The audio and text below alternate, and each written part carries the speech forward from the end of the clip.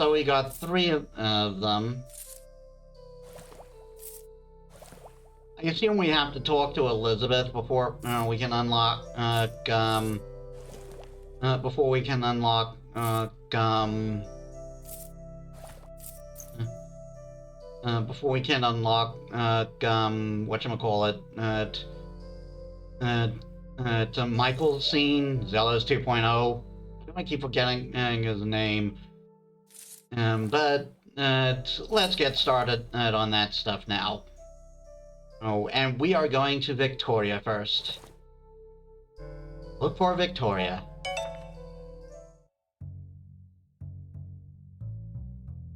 You find Victoria in the alchemy shop, looking through the papers she found in Goldner's mansion.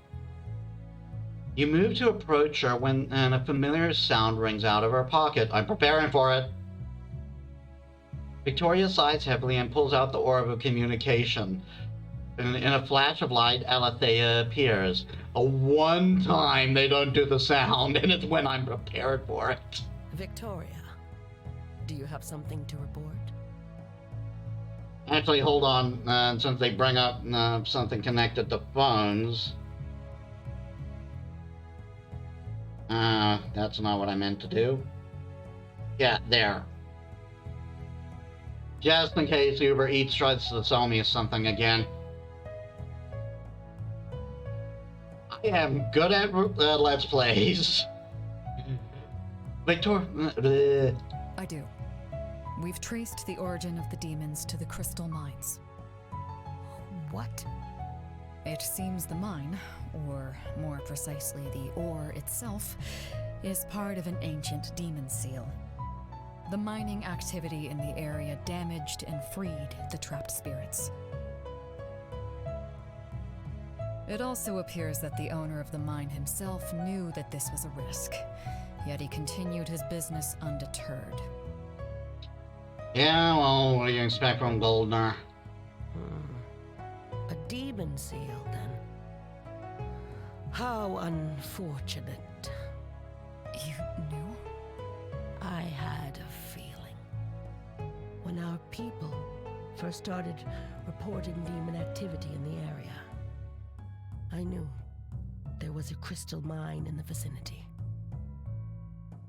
Oh boy. That's why I sent you to investigate, and not just some common scout. That does make sense. It's like you send someone with, send someone you know can handle the job if it turns out to be true, right? Regretfully, this isn't the first incident like this the Knights have had to deal with. You think with that they work with demon hunters more often? If there are more cases, then we should halt all mining activity immediately. At least until we can determine if more mines hold seals like these. You know very well that if we did that, the entire continent would descend into chaos. I mean, she has a point, but at the same time, I think it would be more chaotic for to have demons running amok and causing problems. People are dependent on these crystals. So let them use candles for a while.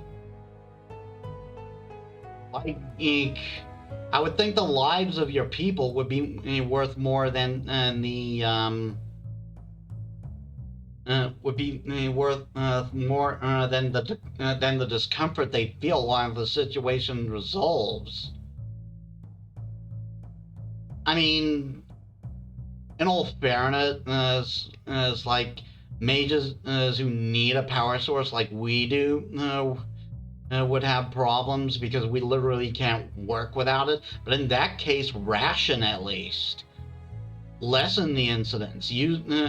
Just ration out the stockpiles you already have, and hope it doesn't get to the worst case scenario.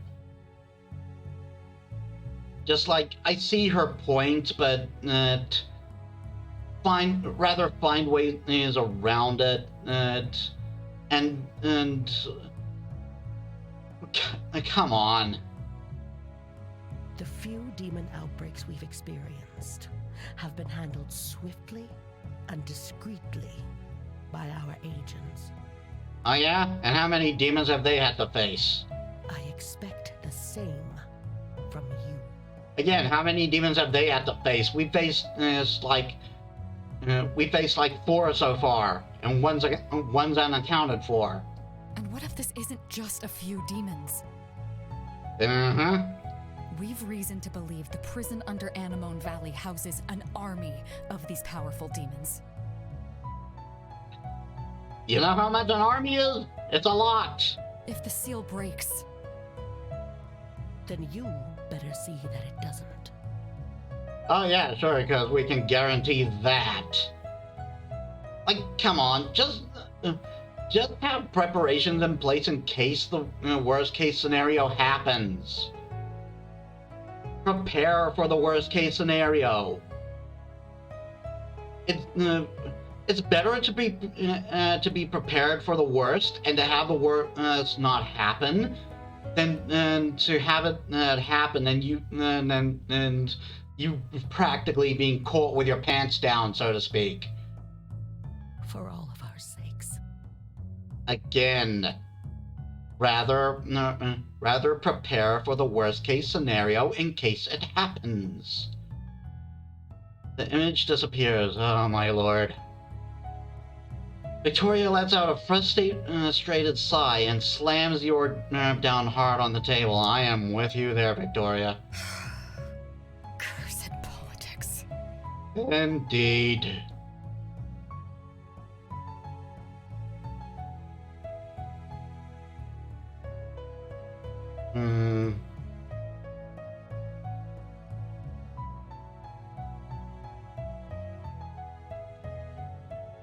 Are you okay? Oh, Victoria? Are you okay? You really should stop eavesdropping, Metis. It's my house. Right, but about what she said. About that. You're right, sorry. However, please explain to me what I just heard. Victoria huffs, but is more annoyed with the situation than you at the moment. So that's how it is. It appears that we are not getting any help from the capital for dealing with Goldner. Surprise, surprise. What a mess. No doubt Michael's going to have a fine laugh about this. Yep. To be fair, he was right.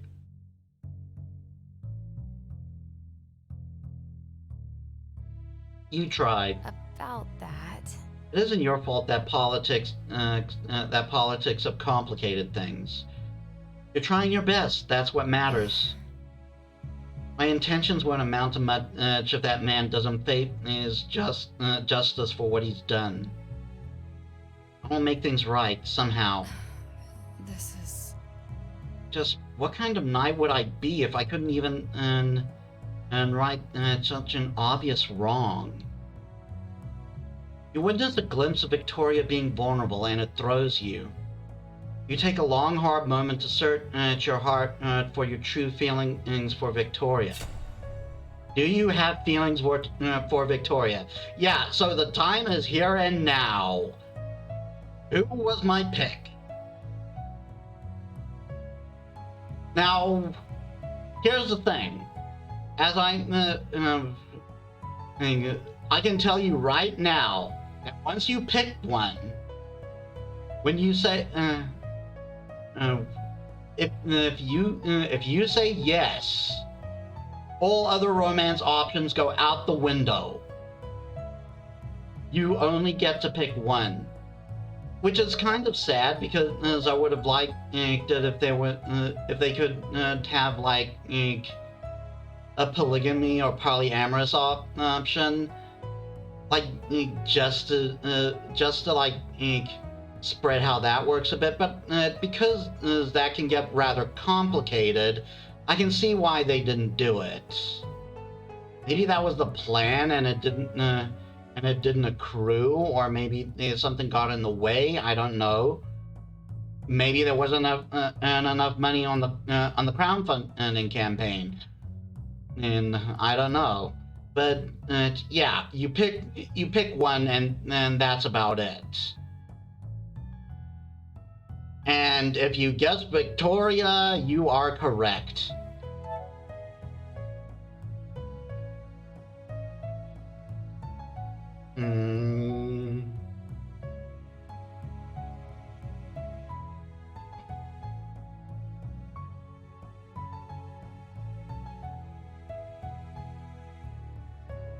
I'm not gonna tease. It's not that kind of moment. I respect you.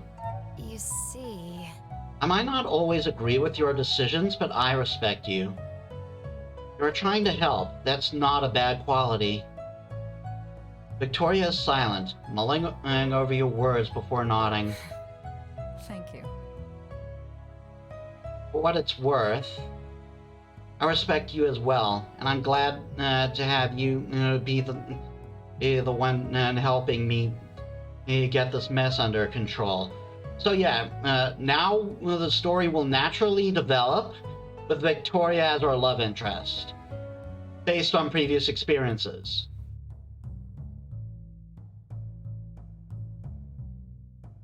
And if anyone is curious, as my previous the love interest I went and with in my last playthrough was Anne. I do love Anne, but I wanted to do something different for this playthrough. Getting this mess under control. Alethea might have decided that Goldner and the mines can't be touched. I respect her decision, but that doesn't mean we can't do a little bit of digging ourselves. Oh yes, it does. My bad, I worded that wrong. Oh no, it doesn't. He will pay for what he's done, one way or another. Woo! I did kind of want to see if I could romance Victoria in the beginning. I just kind of accidentally went with Anne because I didn't know there was no polyamory option. But I'm definitely liking this.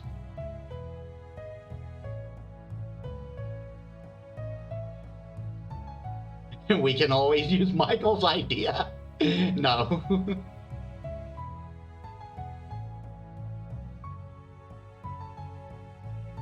Let's bring him down. About that.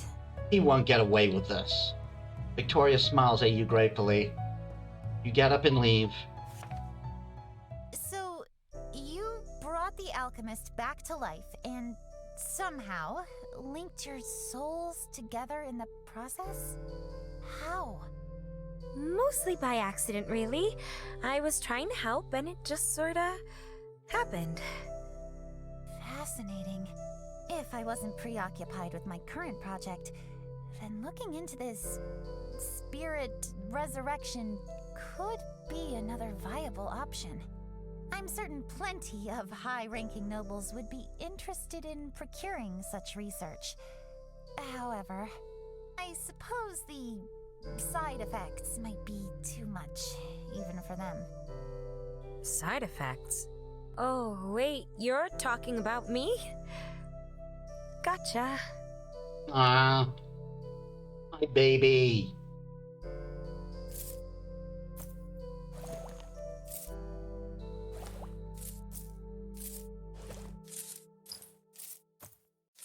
Okay, we're going to Anne next.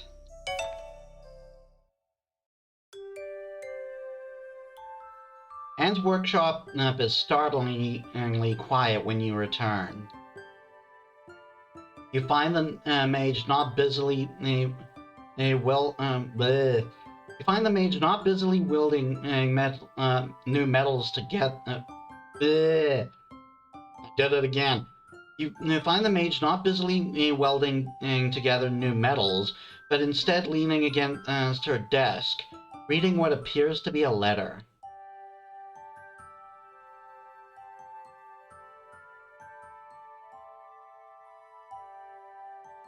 What are you reading? What are you reading there, Anne? Oh, hello there, Metis. I didn't notice you come in. It's a letter from my brother, informing me that one of my father's associates has gotten a permit for a court mage, and insinuates quite heavily that I should give up my foolish endeavor and come settle down. I kind of know what Victoria is feeling here in a way. Like, my relationship with my dad was very complicated. Like, it's not like he didn't care, but he had plans, and none of us fit those plans. I'll tell you about it sometime, but still. I mean, he definitely couldn't have,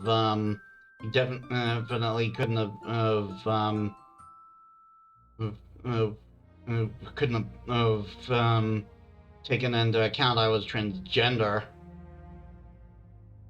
She folds up the letter and throws it on the table dismissively. He's an idiot if he thinks I'd settle for a life as a pathetic court jester. But you've got to admire his tenacity. I didn't think his couriers would be able to find me all the way out here. Well, you never know how far your loved ones will actually go for you. Court jester? What do you mean? What do you mean by court jester? So, You know how towns have to qualify in some way to be allowed to have a mage move in? Well, some noble families got tired of their offspring ending up all over the empire, so they rigged the rules so that big estates or courts could qualify as a town too. Oh boy. So mage children from noble houses go to the academy to learn pretty illusion magic, and then return home to live off their family's wealth as entertainers. Well, on the one hand, entertainment is actually important, and I mean, it's great to unwind once in a while. Well, like, you can't be working 24/7, and without some form of relief, right? Got to get rid of all that stress. But at the same time, being forced to do that, and that's something I can't agree with. If you're going to do any sort of job, it has to be what you want to do. Like, this is a good example. Like, because of my own health circumstances, it's difficult for me to get work. But I took up VTubing because it's what I wanted. In fact, I wanted to make videos for a long time. Just VTubing gave me the option of VTubing gave me a new avenue that would allow me to express myself better. Like, before this, I just did pure gameplay videos of FGO, partially because that was the only hardware I can handle at the time. But I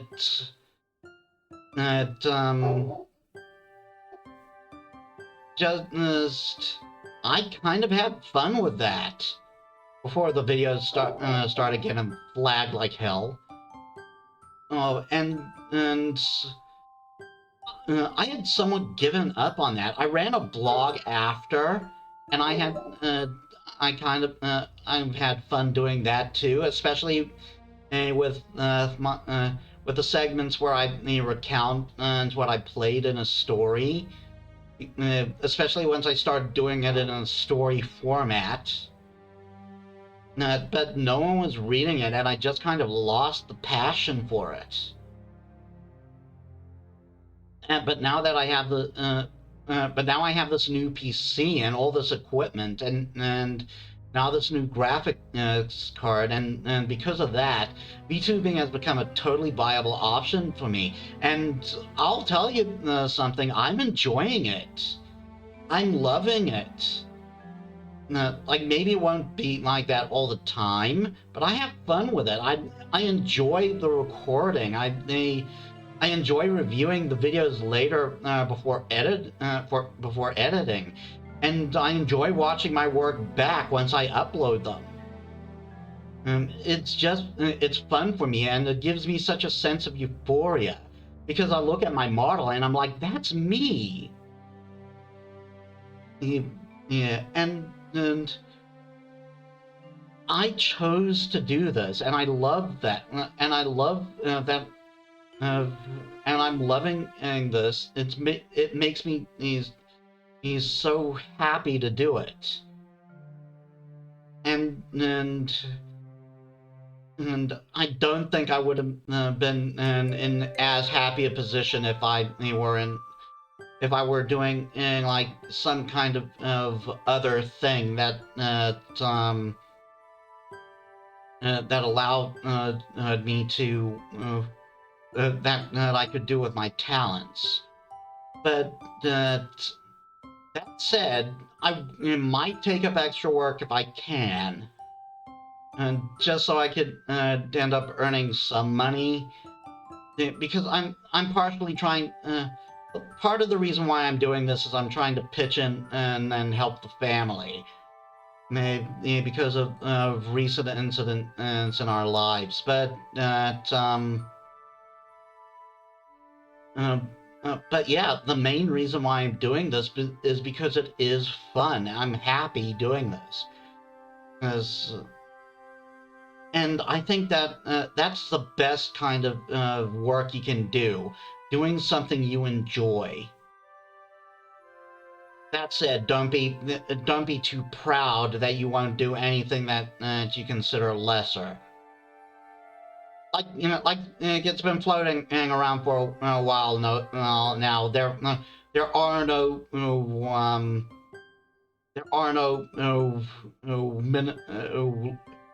no bad jobs, just bad wages. I'm kind of paraphrasing that. Like,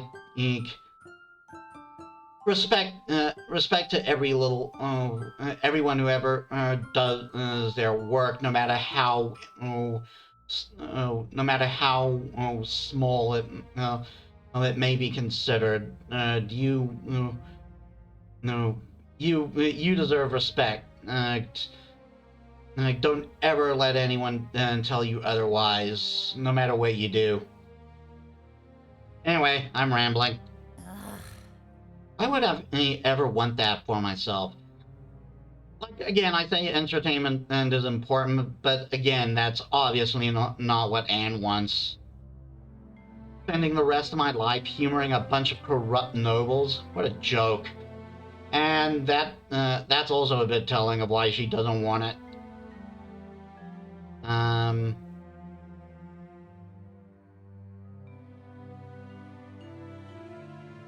Give me a second, guys.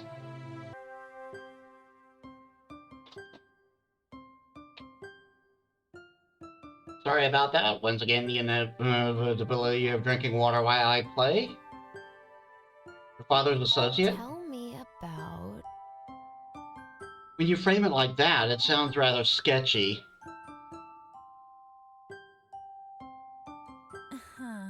Oh, that's because it is.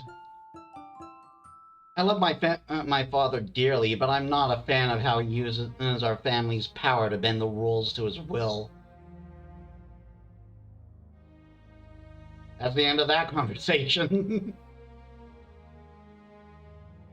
Like, she's obviously not willing to give more about her dad than necessary. Your brother? Huh? You have a brother? Actually... I have two, actually. Older brothers, both of them. We don't get to see each other much for obvious reasons. But Marcus likes to write to keep me up to date on the Hoffman family's latest shenanigans.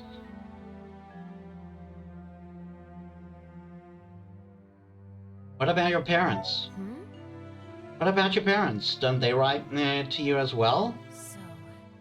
My father is too busy playing politics to spend much time on family matters. He does spend the occasional. He does send the occasional extravagant gift as a way to mend the tear. She chuckles and taps the gemstone brooch holding her tied together. Excuse me. My mother and I have a complex relationship. We don't talk much. Yeah, I was the same with my dad. Your father is involved with politics? Tell me about... Your father is a politician? It is his passion. The Hoffman family has always held high standing among the elites of Eridus, but my father's ideals have been shaping the entire region for a generation now.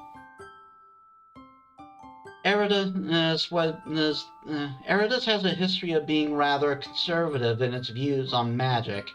My father changed that, tipping the scale toward a more open approach. Yeah, sounds familiar, doesn't it?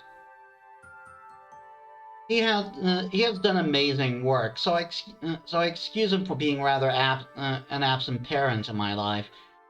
If he would never have been happy if he had put that part of his life behind him. Yeah, kind of a similar thing with my dad. Like he wasn't involved in he wasn't involved that much in the family. Greek thing. It's a Greek thing, and I'm Greek on my father's side, and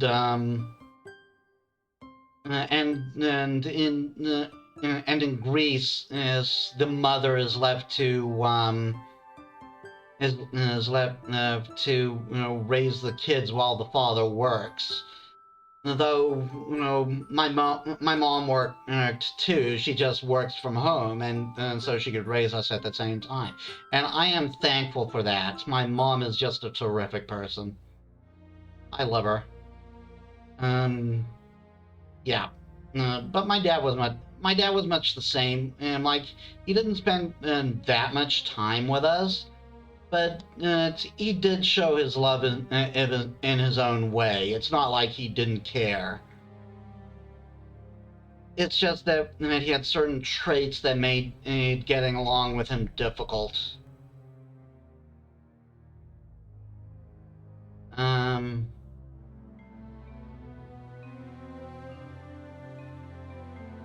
Yeah, I'm not going to say he's a bad father, but it still must have been hard.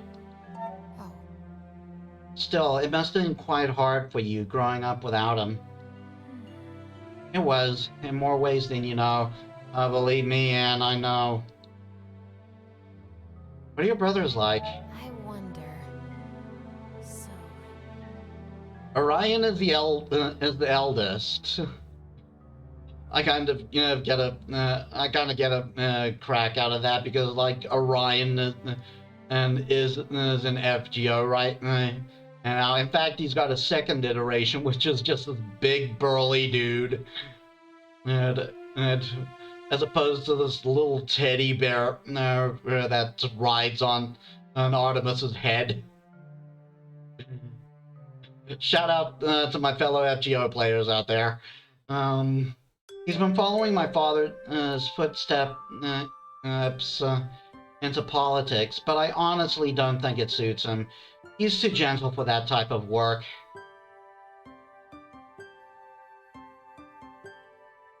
I don't know if I agree or not. You can grow into a role. And I can definitely say that politics could use some more compassion.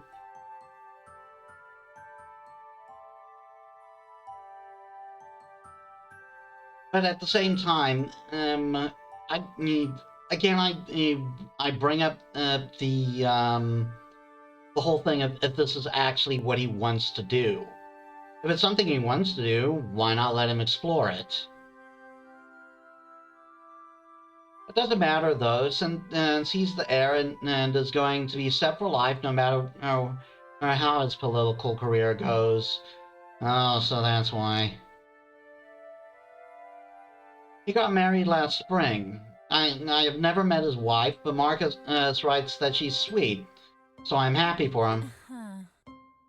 Marcus is different. Easily excitable, but with the attention span of a small fish. My father is a patient man, but even he's growing tired of Marcus never sticking to anything for more than a day. The one thing that doesn't seem to keep that does seem to keep his interest, though, is keeping in touch with me, which I appreciate. That might be a red flag, but it's like I'm just going to throw in good faith and say he just wants to stay connected with the sister that he loves. Let's talk about something else.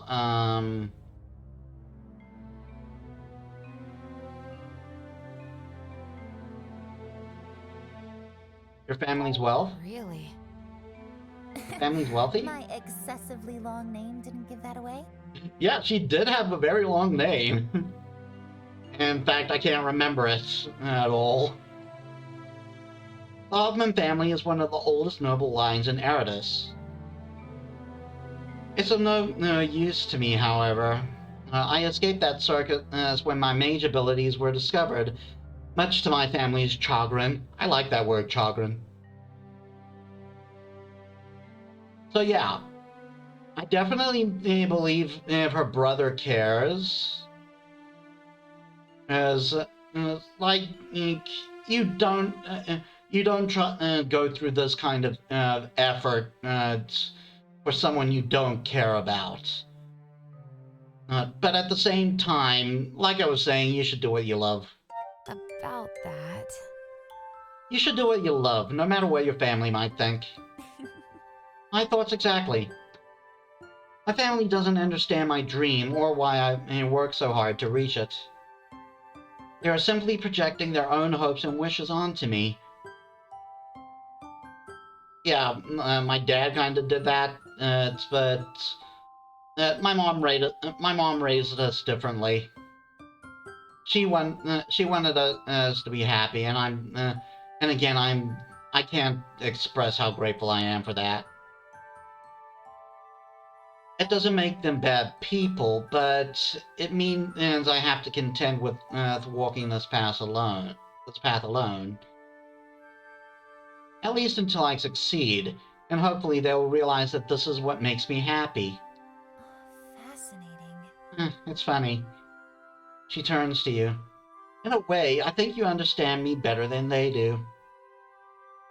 We might not see eye to eye on some things, but you have at least experienced the same as I have. And I have chosen to support me even if you don't agree. That means a lot to me.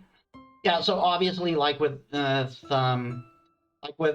Victoria before, this is where you have the option to go full romantic path with her. But we already selected Victoria, so we're locked out of the romance with any other person. Oh, and obviously, if you haven't romanced them the entire game, this doesn't whoever you don't romance doesn't get an option like this either. Like, I didn't get one from Michael in my first playthrough, and like I said, he was the only one I didn't romance. But then again, that could have also been because I already set myself on Anne's path.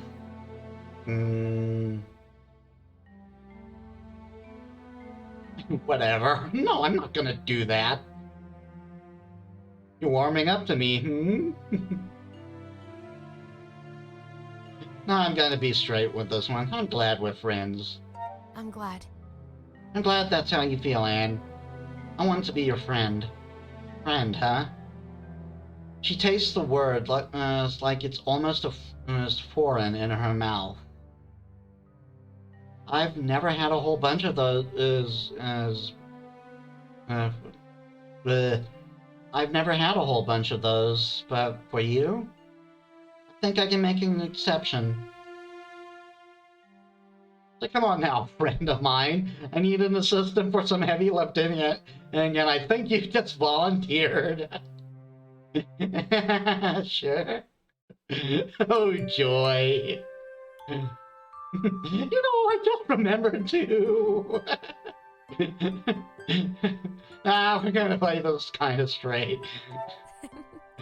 I can do that, no problem. Probably.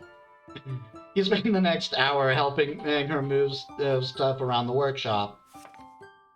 To hide behind a smile. It's such an odd topsider phrase. I never quite understood it. But I think I might get it now. Pardon? There are those among my people who wish to hide the glow of their markings. Not to stay hidden, but to hide certain emotions they might not want others to see. Hiding your light takes years of practice.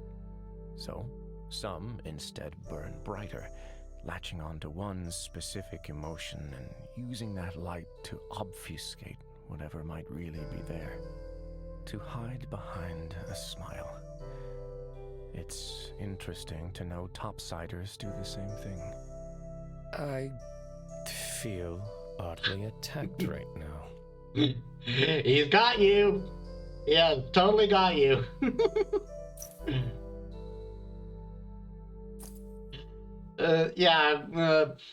Caden would obviously would know emotions more than anyone, since his people have developed around that.